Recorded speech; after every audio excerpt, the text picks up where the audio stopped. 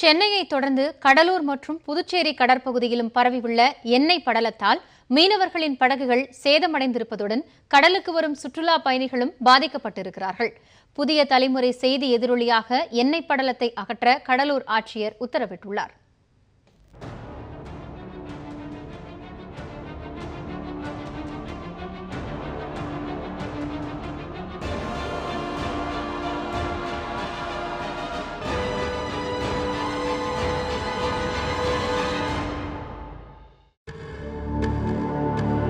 கடற்கரை மணலில் அட்டை பூச்சிகள் போல் கொட்டி கிடக்கும் இவை எண்ணூர் துறைமுகத்தில் விபத்துக்குள்ளான கப்பலில் இருந்து கசிந்த எண்ணெய் படலம். எண்ணூர் துறைமுக பகுதியில் இருந்து நீலாங்கரை, கல்பாக்கம் உள்ளிட்ட கடற்பகுதிகளில் பரவிய எண்ணெய் படலம் தற்போது பாண்டிச்சேரி மற்றும் கடலூர் கடற்பகுதிகளில் படர்ந்து காணப்படுகிறது. இதனால் கடலை பார்த்து ரசிக்க வரும் சுற்றுலா பயணிகள் சிரமத்திற்கு ஆளாகி உள்ளனர். கடலில் குளிக்கலான்னு வந்தோம். முன்னெல்லாம் குளித்தா ஒரு என்ஜாய்மெண்ட் இருக்கும். இப்போ குளித்தா மேலெல்லாம் ஒரு எண்ணெய் தேய்ச்சி குளித்த போல் வழவழப்பாக இருக்குது. மேலெல்லாம் என்ஜாய்மெண்ட்டே இல்லை, குளிக்க முடியல. ஒரு எண்ணெய் பிசு பிசுன்னு விட்டுது மேலே உள்ள.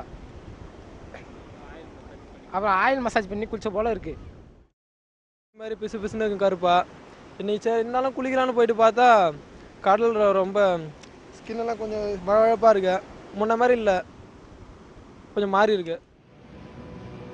எண்ணெய் படலத்தால் கடலூர், புதுச்சேரி கடற்பகுதியில் இருந்த மீன்கள் இடம்பெயர்ந்து விட்டதாக மீனவர்கள் கூறுகின்றனர். மேலும் கரையோரங்களில் வைத்திருந்த வலைகளில் எண்ணெய் படலம் ஒட்டிக்கொண்டு வலைகளை பயன்படுத்த முடியாத சூழலும் ஏற்பட்டுள்ளதாக கூறப்படுகிறது.